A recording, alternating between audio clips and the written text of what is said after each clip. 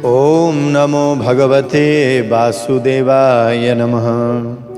दर्शक एवं भक्तवृन्दहरू, चतुर्मास भागवतका रहस्यमय कथाहरू श्रवण गर्दै तपाईँ हाम्रो आजको यात्रा भाग 41 मा आइपुगेको छ र आज श्रावण महिनाको अन्तिम सोमबार पनि हो 2077 सालको। र आज यो अन्तिम सोमबारका दिन देवादिदेव महादेवको विशेष कृपा हामीमा हुँदैछ र आजको कथा पनि ठीक प्रसङ्ग अनुसार चतुर्दश स्कन्धमा शिव सतीको प्रसङ्गैमै हामी रहेका छौँ। विश्वभरिबाट आम नेपाली जनमनहरू, आमा बुबा, दाजुभाइ, दिदीबहिनीहरू, यहाँहरू सबैजना कथा सत्सङ्गको लाभ लिइराख्नु भएको छ। यहाँहरू सबैमा सर्वप्रथम जय श्री राधे, जय श्री कृष्ण अर्पण गर्दछु। हो दर्शक वृन्दहरू, आज श्रावण महिनाको अन्तिम सोमबार देवादिदेव महादेवको विशेष गरेर घर घरमा महादेवलाई हामीले पूजा गरिरहेका छौँ, आराधना गरिरहेका छौँ, भक्ति गरिरहेका छौँ, व्रत गरिरहेका छौँ। आजको कथा प्रसङ्ग नि शिव र सतीको प्रसङ्ग जोडिने हुनाले आज व्रत गर्नेहरूको लागि, नगर्नेहरूको लागि आजको प्रसङ्गले अरू धेरै मनमा सुख शान्ति समृद्धि प्रदान गर्नेछ। देवादिदेव महादेवको विशेष कृपा रहनेछ। मनु महाराजका दुईवटा छोराहरू, प्रियव्रत र उत्तानपाद दुईटा छोरा, तीनवटी छोरीहरू हुन्, आकुति, देवहुति र प्रसूति। देवहुतिबाट कर्दमजीको जन्म भयो, हामीले सुनिसक्यौँ कथा। अब स्वयम्भू मनुले शतरूपाबाट आकुति, देवहुति, प्रसूति नामका कन्याहरू जन्माए। ती कन्यामध्ये पहिलो सन्तानमा पुत्रिका धर्मको शर्त राखेर, यानि कि आकुतिको विवाह, जेठी छोरी आकुतिको विवाह रुचि नाम गरेका प्रजापतिसँग गरिदिए। यो पुत्रिका धर्म भनेको के हो भने नि, अन्य शास्त्रमा उल्लेख भए अनुसार छोरीको विवाह पूर्व नै ज्वाइँसँग, जुन ज्वाइँलाई छोरी दिनुपर्ने हो, त्यो ज्वाइँसँग शर्त राखिएको हुन्छ। के भन्दा ज्वाइँबाट र छोरीबाट जन्मिने एक सन्तान तोकेर आफूलाई दिनुपर्ने शर्त राखेर गरिने विवाहलाई पुत्रिका धर्ममाश्रित्य भनिन्छ, पुत्रिका धर्म भनिन्छ। त शर्त अनुसार छोरीबाट जन्मेको तोकेको सन्तान जन्म दिनेको, त्यो जन्म दिनेको नभएर मावली कुल गोत्रकै हुन्छ। त्यसैले आकुतिले सर्वप्रथम यज्ञ नाम गरेको छोरा जन्माइन् र पहिलेको शर्त अनुसार उनलाई स्वयम्भू मनुले लानुभयो अनि यज्ञको विवाह भयो। उनीको दक्षिणा भयो, दक्षिणासँग भयो र उनीहरू दुवैजना खासमा लक्ष्मी नारायणका अंश हुन्, दुवै यज्ञ र दक्षिणा। त्यसैले यज्ञकी पत्नीको नाम नि हो दक्षिणा। हामीले यज्ञ गर्यौँ नि, अब सोमबारको व्रत बस्यौँ नि, एउटा यज्ञ हो। त्यसैले आज हामीले दान गर्दैछौँ, आज हामीले दक्षिणा दिँदैछौँ मन्दिरहरूमा। आज दिन नसके केही दक्षिणाहरू पर सार्दैछौँ हामीहरूले, होइन। 1 महिनासम्मको व्रत गऱ्यौँ, आराधना गऱ्यौँ, जे भए पनि अन्न त्याग्यौँ, जल त्याग्यौँ, फल त्याग्यौँ, केही न केही त साधना गऱ्यौँ, यज्ञ गऱ्यौँ। त यज्ञकी पत्नीको नाम के हो? दक्षिणा हो। त हाम्रो कार्य सफल होस् भनेर आजका दिन व्रत बस्ने, आराधना गर्नेहरूले शिवको पूजा गर्ने, भगवानको नामबाट ब्राह्मण दिन दुखीहरूलाई दान गर्ने, यो दक्षिणा नदिकन यज्ञ व्रत अपुरा हुन्छ। त्यसैले समर्पण उद्यापन भनेको पनि यो। त्यसलाई कुनैको माध्यमबाट, कसैले पूर्णपात्र ठिक पार्नुभएको होला, कसैले सिधा होला, कतिले गौदान भन्नुहुन्छ होला, त्यसलाई विभिन्न तरिका होला नि आफ्ना पूर्व पश्चिमतिर। कतिले त्यसलाई चाहिँ दक्षिणा भन्नुहुन्छ होला। त्यही हो, भन्न खोजेको एउटै हो, जे होस् यज्ञको परिपूर्णताको लागि हो। त यज्ञमा सबै कुरा विधानसँग गरियो, तर विशेष गरेर ब्राह्मणलाई घरमा बोलाएर यज्ञ गराइयो, तुरुन्तै दक्षिणा दिनुपर्छ। अब यसरी व्रत गऱ्यौँ, लकडाउन छ, जाने ठाउँ छैन, त्यसो भएको हुनाले तुरुन्तै नदिए पनि हामीले सङ्कल्प गर्ने, पछि कुनै अनुकूल पारेर दिने, त्यो यज्ञलाई, व्रतलाई परिपूर्ण गरिदिन्छ। आकुति भइगयो, देवहुति र अर्की छोरी थिइन् जसको नाम थियो प्रसूति। र ती कन्याहरू मध्ये अर्की नाम गरेकी, प्रसूति नाम गरेकी कन्या, प्रसूति कन्याको विवाह भयो दक्ष प्रजापतिसँग। र दक्ष प्रजापतिले प्रसूति नाम गरेकी कन्या विवाह गरे र उनबाट 16 जना छोरीहरू जन्मिए। उनीहरूको विशद चर्चा छ। र त्यसमध्येबाट सती नाम गरेकी कन्याले जन्म लिइन्। तर सती देवीको विवाह भयो भगवान शिवसँग, शङ्करसँग। र असमयमा नि उनले प्राण त्याग गरिन् आफ्नो पिताजीको यज्ञमा, किनकि आफ्ना पिता दक्षले शिवजीको निन्दा गरे, जसलाई सहन सकिनन्। र त्यो कारणले गर्दाखेरि सतीदेवीले देहत्याग गर्नुभयो र उनीबाट सन्तान भएनन्। दक्ष प्रजापतिले द्वेष गरे शिवसँग। विदुरजीले भन्नुभयो मैत्रेयजीलाई, मलाई बडा अचम्म लाग्यो भन्नुभयो। किनकि भवेशीलवतां श्रेष्ठे दक्षो दुहितृवत्सलः विद्वेषमकरोत्कस्मात् अनादृत्यात्मजां सतीं। प्रजापति दक्षले आफ्नी पुत्रीलाई अति माया गर्दथे, फेरि सतीको अनादर उनले किन गरे? यहाँ भन्नुभयो शिव ज्वाइँसँग पनि निन्दा गरे। फेरि भगवान शङ्कर त चराचर जगतका गुरु हुनुहुन्छ, वैरहित हुनुहुन्छ, शान्तिका प्रतिमूर्ति हुनुहुन्छ। शङ्कर भनेको त फेरि आत्माराम हो, त्यसैले जगतका परम आराध्य देव हुनुहुन्छ। उहाँसँग दक्षले किन द्वेष गरे फेरि यस्ता शिवसँग? सतीले किन पिताजीकै यज्ञस्थलमा प्राण त्याग गर्नु पर्यो? यो कथा अलिकति श्रवण गराउनुहोस् भन्नुभयो। तब मैत्रेयजी भन्नुहुन्छ, हेर्नुहोस् विदुरजी, एकपटक सम्पूर्ण प्रजापतिहरू मिलेर एउटा सामूहिक यज्ञ गरेका थिए प्रयागराजमा। यज्ञमा भएका देवता ऋषिमुनिहरू पनि आफ्ना अनुयायीसहित सबै भेला भए। ब्रह्मा पनि हुनुहुन्थ्यो, विष्णु पनि, महेश्वर पनि आउनुभयो। त्यसै बेला दक्ष प्रजापतिले यज्ञस्थलमा प्रवेश गरे दक्षले, अनि उनलाई देखेर यज्ञका सबै सभासदहरू उठे, किनकि प्रमुख आमन्त्रित अतिथि थिए उनी। यज्ञमा उठेर प्रणाम गरे सबैले, तर भगवान शिवले मनमनै प्रणाम गर्नुभयो, बाहिरबाट देखावटी रूपमा गर्नु भएन। बोलो शिव शङ्कर भगवानको। शङ्करलाई देखावा चाहिँ ठिक लाग्दैन है। म त भस्ममा रम्ने, सर्पका नागमा लाउने, बाघको छाला लाउने, चन्द्रमाको टिको, त्यसो भएको हुनाले शङ्करलाई देखावा मन पर्दैन, मनमनै प्रणाम गर्नु। तर शिवले आफूप्रति गरेको व्यवहार देखेर दक्ष प्रजापति साह्रै रिसाए। यो शिव हो, मैले यसलाई छोरी दिएको थिएँ, उठेर प्रणाम पनि गर्दैनन्, नमन पनि गर्दैनन्, स्वागत पनि गर्दैनन्। र अब कथा धेरै लामो हुन्छ। त्यो भरि सभाको बिचमा गएर सम्बोधन गर्दै दक्ष प्रजापतिलाई अभिमान आयो। शिवजीलाई तथा नाम गाली गरे र अन्तिममा भने, हे सभासद हो, सुन्नुहोस्, म आज शिष्टाचारको कुरा गर्दैछु। मेरी छोरीसँग विवाह गरेका नाताले शिव मेरो ज्वाइँ हुन्। ज्वाइँ भनेका एक प्रकारले छोरै छ र, तर यो शिवले सभाको मर्यादा नागेर मलाई यत्रो भरि सभाको बिचमा हातसम्म जोडेर नमस्कार पनि गरेन। यिनले घमण्डी बनेर धर्मको मर्यादा तोडेका छन् र नतोडुन् पनि किन? आखिर यिनी स्मशान घाटमा बस्ने तमोगुणी जीवका नेता हुन् यिनी भनेर तथा नाम गाली, यति नराम्रो गाली गरे। के भन्छन् यिनी? सभादारहरूसँग दक्षले भने, यो शिवको अशिव वेश छ, मेरी मृग नयनी छोरी, यिनलाई दिएर मैले गल्ती गरेँ, त्यसैले आजदेखि म हे सभासद हो। दक्षले शिवलाई श्राप दिए। के भन्दै?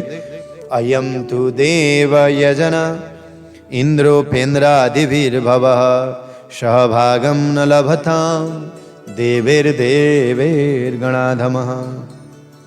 यज्ञ इत्यादि गर्दा इन्द्र उपेन्द्रका साथमा देवताहरूलाई जो भाग दिइन्छ, आजदेखि शिवले त्यो भाग पाउनेवाला छैनन्। यदि कसैले मेरो आज्ञाको उल्लङ्घन गरेर यज्ञ गर्दा शिवजीलाई भाग दियो भने त्यस्तालाई म दण्ड दिन्छु भनेर घोषणा गरिदिनु। हेर्नु त यहाँसम्म। तर शिव कस्तो होला, चुपचाप सहिरहनु भएको छ। छेउमा बसेका कसैले भने अरे, क्या बाबा अति धेरै भयो क्या तपाईँले सहन पनि, अब त चुप नबस्नुहोस् भनेर भन्दा भगवान शङ्करले छेउमा बसेकालाई भन्नुभएछ, उचाल्नेवाला बढी हुन्छन् क्या भक्तवृन्दहरू। यो समाजमा पनि नि उचाल्ने बढी हुन्छन्, थेचार्ने बढी हुन्छन्। भगवान शङ्करले भन्नुभयो, जति नै गाली गरे पनि गरून्, म सहन्छु भन्नुभयो। किन? 20-22 वर्षसम्म पालेर हुर्काएर बढाएर यस्तो चरित्रवान छोरी मलाई दिएका छन्, यिनले मलाई त 2-3 बरा गाली गरे पनि गरून्, म त सही पो रहन्छु भनेर भगवान शङ्कर त सहनु भयो। ज्वाइँ त यस्तो हुनुपर्छ क्या, महादेवजी जस्तो ज्वाइँ हुनुपर्छ। आजकल त अलिकति ससुरालीमा दक्षिणा कम भयो भने हामी छोरा मान्छेहरू उचालिन पनि बेर छैन। तेरा बुवाले यस्तो गरे, अरू बेला यस्तो गर्थे भनेर उचालिन बेर छैन। अरे मान र अपमान त सबै असत्य हुन्। शिव भन्नुहुन्छ, सत्य त मेरो प्रभु रामको नाम हो, जसले हृदयमा रामलाई राखेको छ उसलाई मान र अपमानसँग के सरोकार? शिवजीको हृदयमा राम हुनुहुन्छ, त्यसैले मलाई यो मान अपमान मिलेको के हो? असत्य हो सबै। सुनिरहनु भयो। शिवलाई त्यति श्राप दिएर दक्ष प्रजापति चुप लागे र उनको कुरालाई त्यहाँ बसेका केही ब्राह्मणहरूले हुन्छ हामी महादेवलाई भाग दिँदैनौँ भन्दै पो उफ्रिन थाले। उनीहरूलाई हतार परेको अनुमोदन गरिदिए। अनि दक्षले श्री महादेवलाई श्राप दिएको सुनेर महादेवका पार्षद नन्दी ज्यादै क्रुद्ध भए। उनले दक्षलाई श्राप दिँदै भने, सुन हे दक्ष प्रजापति, तिमी यति घमण्डी यति उद्यण्डी रहेछौ, नन्दीले भनेका। त्यसैले हेर्नुहोस्, शिवालयमा जानुहुन्छ नि, शिवजीको पूजा गर्नुहुन्छ नि, पहिले नन्दीसँग प्रार्थना गर्नुहोस्। नन्दीसँग प्रार्थना गर्नु। झन् आज त अन्तिम सोमबार हुँदाखेरि त शिवालयमा जाने, नन्दीको कानमा गएर महादेवसँग जे इच्छा गर्छौँ नन्दीलाई सुनाउने, अझ टकटके दृश्य हुनुको अर्नै सब शिवतिरै हुन्छ, बाहिर हुँदैन। यिनले के भने अब यिनै वृषभ नन्दीले, सुन हे दक्ष प्रजापति, यो मरण धर्म शरीरप्रति अभिमान गर्ने, तिमी आफै मफै गर्ने, कसैसँग द्रोह नगर्ने, भगवान् शिवसँग द्वेष गरेको, आफूलाई निकै विद्वान सम्झिँदा रहेछौ नि। आखिर यो पशु बुद्धि हो, तिम्रो मूर्ख रहेछौ। किनभने तिमी त यो संसारी कर्मकाण्डमा अल्झिएर तत्त्वज्ञानदेखि रहित भएका रहेछौ। यो हवन गर्दा गर्दै, यज्ञ गराउँदा गराउँदै बुद्धि बिग्रियो। यो तत्त्वज्ञान छैन तिमीसँग, किनकि यस्तो मान्छेको शरीर भनेको, शिर भनेको पशुकै हो, बोकाकै हुनेछ भनेर भनिदिए फ्याट। बोकाको शिर हुनेछ भनेर श्राप दिए। किनभने यो कर्मकाण्ड बुद्धि हो, तत्त्वज्ञान लिनुपर्छ। कर्मकाण्ड गरेर पनि तत्त्वज्ञान भएन भने त्यो कामै दिँदैन। दक्षलाई यस्तो श्राप दिएको सुनेर नन्दीले दक्षको कुरा अनुमोदन गर्ने दक्षका अनुयायी ब्राह्मणहरू पनि श्राप दिँदै भन्न थालेछन्, हे हे सुन, हे सर्वभक्षादिजावृत्तै धृता विद्या तपोव्रत वित्तदेहेन्द्रिय राम याचका विचरन्ति। हे ब्राह्मण हो, तिमीहरू पनि शिवजीलाई अघि गाली दिँदाखेरि ठिक छ भनेर अनुमोदन गर्ने, म पनि श्राप दिन्छु। तिमीहरू मूर्ख दक्षको कुरा अनुमोदन गर्यौ, अत तिमीहरू पनि भक्षा र अभक्षको विचार छोडेर केवल पेट पाल्नका लागि मात्रै पढ्नु, विद्या पढ्नु, तप गर्नु, व्रतको नियम पालना गर्नेवाला भन्नेछौ। तिमीहरू घर घरमा गएर मागी खानु परोस् भनेर श्राप दियो। अरे अब त नन्दीले दक्षका अनुयायी केही ब्राह्मणहरूको बाहनामा सम्पूर्ण ब्राह्मण जातिलाई नि श्राप दिएको सुनेर यज्ञस्थलमै बसेका भृगु ज्यादै क्रुद्ध भए र उनले पनि नन्दीको बाहनामा सम्पूर्ण शिव भक्तहरूलाई पनि श्राप दिएको प्रकारले। कस्तो श्रापाश्राप भयो क्या त्यहाँ, धेरै लामो छ नि त कथा। वास्तवमा यही भएर शिवजीका वाहन नन्दीले श्राप दिए ब्राह्मणहरूलाई, नभन्दै आज कतिजना हामी ब्राह्मणहरू त्यस्ता पनि छौँ। केवल हामीले विद्या पढेको, हामीले चाहिँ अध्ययन गरेको केवल पेट पाल्नका लागि मात्रै भयो, पेट पाल्नको लागि मात्रै भयो। अनि सर्वभक्ष, साँच्चै अभक्ष के हो अभक्ष के हो त्यो विचार गर्न छोड्यो। कर्मकाण्ड गर्ने ब्राह्मण, अरूको घरमा गएर यज्ञ गर्ने ब्राह्मण, आफ्नो घरमा तामसिक भोजन पाकिरहेको छ, माछा। कति कम्प्लेन यहाँ, कतिजनाले मलाई पनि भन्नुहुन्छ, गुरु हाम्रा पुरोहितले यस्तो खानुहुन्छ, माछा मासु खानुहुन्छ, हामीले पढाउनै पर्ने। हेर्नु त, ब्राह्मण चोला पाएर कर्म गरेर रामको नाम लिएर यज्ञ गरेर पनि उही त्यो पढेको चाहिँ पेटै पाल्नका लागि त भइगयो। तत्त्वज्ञानदेखि विमुख हुन्छन् यस्ता व्यक्तिहरू। यो घोर अपराध हो, यो यति धेरै नराम्रो भनेको छ। त्यसैले म यहाँबाट कसैलाई नराम्रो भन्न चाहन्न, तर भएको कुरो यो हो, सात्विक भावना हुनुपर्दछ। त्यसैले यो चोटि यो चतुर्मासको कथाले हामी सबैलाई ब्राह्मण बनाउँदैछ। हो त, हामी सबैलाई पण्डित बनाउँदैछ, ब्राह्मण आचार्य हामी भन्दैछौँ। पुरोहित मात्रै होइन, आज हामी बन्नुपर्ने छ अब ब्राह्मण। त्यसैले भगवान् शिवका वास्तविक स्वरूप नबुझेका जो शिव भक्त हुन्छन्, नन्दीको बाहनामा शिव भक्तहरूलाई श्राप दिँदै भृगुले भनेका, तिनीहरू पाखण्डी हुनेछन्। वास्तविक स्वरूप शिवजीको स्वरूप चाहिँ जसले बुझ्दैन नि, त्यो बाहिर बाहिर मात्र शिव भाङ खाने धतुरा खाने भन्छन् नि, हो त्यस्ता चाहिँ पाखण्डी नै हुन्। त्यस्ता पाखण्डी तिनीहरूका अनुयायीहरूले शास्त्र सम्मत र धर्म विरुद्धको आचरण गर्नेछन्, जो शौचाचारविहीन हुनेछन्, मन्दबुद्धि हुनेछन्। शिवजीका जटा थियो, खरानी थियो, हड्डी धारण गर्नेवाला हुन्छन् र तिनीहरूले मात्रै त्यस्तो पाखण्ड पूर्ण मतको दीक्षा लिनेछन्। ती पाखण्डीका लागि अभक्ष भोजन पनि भक्ष्य हुनेछ भनिदिनु भयो। साँच्चै नै भृगुले दिएको यो श्रापको कारणले गर्दा आज कति शिव भक्तहरू रुद्राक्ष लगाएर पनि माछा मासु खाने, अनि घाङ गतुरो खाने, जे पाए त्यही शिवले त खान्थे भन्दै खाने गरिराख्नु भएको छ। यो वास्तविक शिवका स्वरूप नबुझेकाहरूले मात्र यस्तो गर्छन्। तर तत्त्वज्ञान बुझेका शिव भक्तहरूले साधना गर्दछन्, आनन्द लिन्छन्, बरु घरमा गर्छन्, बाहिर फेरि आफ्नो तरिकाले गर्दछन्। त दर्शक वृन्दहरू, यज्ञस्थलमा श्राप चल्न लागेको देखेर भगवान् शिवजी चुप्प लागेर उठेर हिँड्नुभयो। अरू सभासदहरू पनि आफ्नो बाटो लागे। त्यस दिनदेखि दक्षले शिवसँग अति द्वेष गर्न थाले र उनी शिवको निन्दा गर्ने अनेक बाटो खोजिरहन्थे। यसै कारणले मैत्रेयजी भन्नुहुन्छ, हे विदुर, दक्षले शिवलाई भाग नदिई यज्ञ गर्नु भनेको दिनदेखि यज्ञ गर्ने विषयमा ऋषिमुनिहरू अलमल्ल परे हो। किन शिवलाई भाग नदी कसरी यज्ञ गर्नु, फेरि दिँदालाई दक्षले नदिनु भनेका छन्। यसै दुविधाले गर्दा यज्ञ बन्दै हुन लाग्यो, कसैले पनि यज्ञ गरेन अरे। अब अरे शिवजीलाई स्थापना नगरिकन कुन यज्ञ गर्ने? ब्रह्माले परिस्थिति बुझेर दक्षसँग भने, दक्ष यज्ञ कसरी चल्ला त्यसको निकास खोज भन्दा ब्रह्माको आज्ञा मानेर दक्षले शिवलाई भाग नदिई म आफै पहिलो यज्ञ गर्छु भनेर उनले यज्ञ गरे। कहाँ? हरिद्वारको कनखलमा। कतिजना पुग्नु पनि भएको होला। यज्ञमा उनले यज्ञको आरम्भ गरे। यज्ञमा शिव र सतीलाई छोडेर अरू सबैलाई निम्त पठाए। कथा त्यही हो। र देवता, ऋषि, मुनि तथा पितृहरू आफ्ना अनुयायीहरू यज्ञमा आउन थाले। जजमान यज्ञमा जानेको मुखबाट सतीले पिताको यज्ञ हुँदैछ भन्ने कुरा थाहा पाइन्। पिताले आफूलाई बिर्सिनु भएछ। हामी धेरै छोरी ज्वाइँ थियौँ, अरू कुनै कारणले गर्दा निम्तो नआइपुगेको हुन सक्छ भन्दै सतीले शिवसँग गएर भन्न थाल्यो, हे भोलेनाथ, हे आराध्य देव, हे देवादिदेव प्रभु, मेरो हजुरको ससुरालीमा यज्ञ हुँदैछ। त्यसो भएको हुनाले हजुर र म पनि त्यो यज्ञ हेर्न जाम भनेर उनले अनुरोध गरिन् भूमिका बाँध्दै। प्रजापतिस्ते ससुरस्य साम्प्रतं निर्यापितो यज्ञ महोत्सव किल वयं च तत्र भिसराम वामते यद्यर्थितामि विबुधा व्रजन्ति। हामी पनि जाउँ न त्यो यज्ञमा भनेर भन्दा शिवजीले भन्नुभयो, हेर सती, निम्त नआइकन जानु हुँदैन भन्नुभयो। सतीले एउटा कुरो भनिन्, भोलेनाथ त्यो कुरो त सही हो हे प्रभु, तर एउटा कुरो, अनाहुता अप्यभियन्ति सौहृदम भर्तुर्गृहोर्देह कृतस्य केतनम। हे प्रभु, माताको घरमा पितासँग मिल्न जाँदा, गुरुको घरमा जाँदा, मान्यजनलाई, आफन्तजनलाई, मितलाई भेट्न अथवा यज्ञ भएको ठाउँमा, कथा भएको ठाउँमा, पुराण भएको ठाउँमा, सत्सङ्ग हुने ठाउँमा नबोलाइ पनि जान सकिन्छ। हजुरले आफै भन्नुहुन्थ्यो त मेरो पिताजीकोमा यज्ञ हुँदैछ, किन निम्ता चाहियो र? त्यसैले हामी पनि जाउँ न भनेर भन्नु। शिवले भन्नुभयो, सुन देवी, तिमीले भनेको साँचो हो। यी यज्ञ भएको ठाउँमा मातापिता, मान्यजन, आफन्त, मित, यज्ञ पुराण आदिमा नबोलाइकन जाँदा पनि हुन्छ, तर त्यहाँ जाँदा आफ्नो अपमान हुँदैन भने मात्रै जानुपर्छ। यदि कसैले त्यो ठाउँमा जाँदा पनि अपमान गर्दैछ, बदला लिँदैछ भने त्यहाँ जानु उचित हुँदैन, भले सत्सङ्गी किन नहोस्।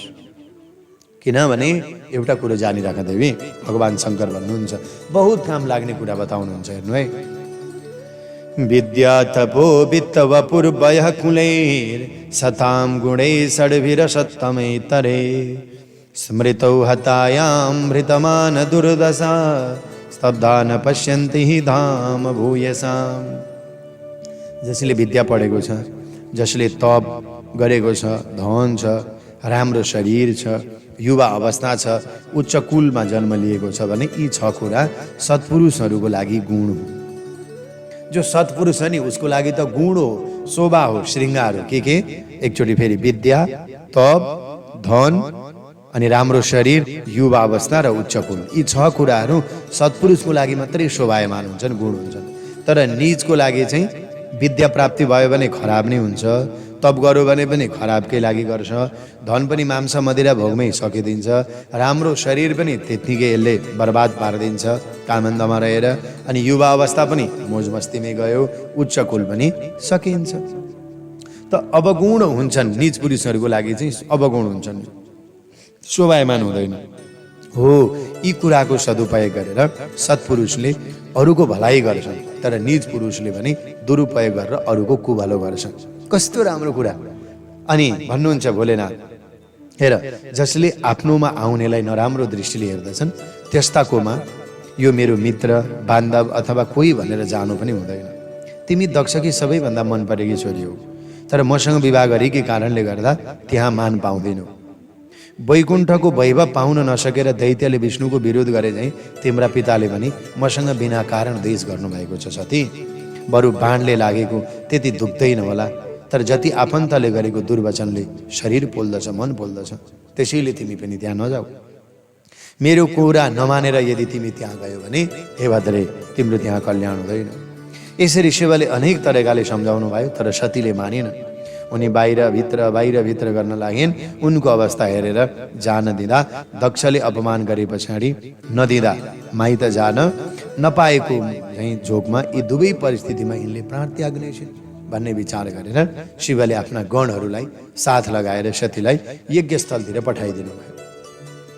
जाऊ भन्नु। सती गइन्, तर भगवान शिवजीलाई थाहा थियो सती गइन् त तर अब यो राम्रो हुँदैन भन्ने थाहा थियो र सती यज्ञस्थलमा पुगिन्। आमा र बहिनी बाहेक अरू कोही पनि दक्षको डरले उनीसँग बोलेनन्। दक्ष प्रजापतिले पनि कुनै वास्ता गरेनन्। यज्ञस्थलमा सतीको घोर अपमान भयो। कसैले किन आयो कोसँग केही भनेन। यज्ञस्थलमा शिवको त कुनै नाममा भागै छैन। सतीले मेरो त अपमान भयो, यो मेरो माइती घर हो, म जन्मिएको घर हो, मलाई के सम्मान चाहियो र म आएँ। तर शिवको लागि कहीँ ठाउँ छ कि छैन भनेर वरिपरि यज्ञमा हेरिन्। सतीले आफ्ना पिता दक्षले गरेको त्यो यज्ञमा शिवजीको लागि त कहीँ पनि भागै रहेनछ। अब सतीले भनिन् पिताजीलाई, पिताजी एउटा कुरो मैले भने है भनिन्। कस्तो राम्रो कुरो भनिन् के दोषान परेशाम हि गुणेषु साधवो गृह्णन्ति के चिन्ह भवादृशा द्विजा गुणांश फल्गुन बहुली करिष्णवो महत्तमास्ते स्वद्विददा भगवाननम। हे पिताजी, सज्जनहरूको अवगुण, सज्जनहरू जो हुनुहुन्छ नि उनीहरू अर्काको अवगुण हेर्दैन, गुण मात्रै केलाउँछन्।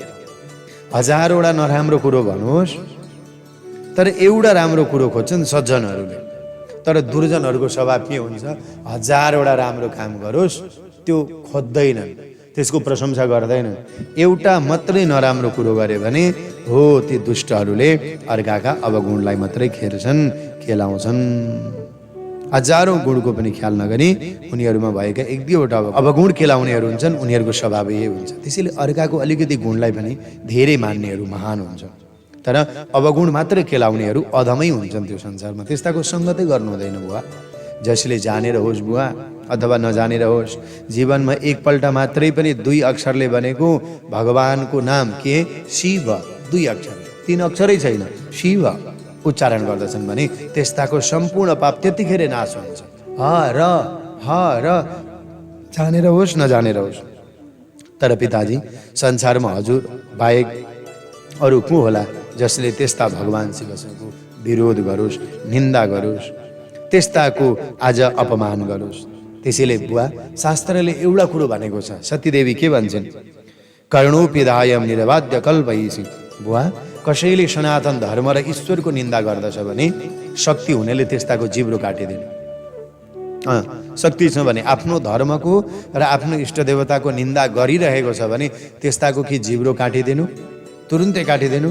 नभए त्यो आफ्ना इष्ट देवताको आफ्नो धर्मको निन्दा सुनेर बस्नुभन्दा कान थुनेर तुरुन्तै निस्किहाल्नुपर्छ, तर निन्दा सुन्नु हुँदैन।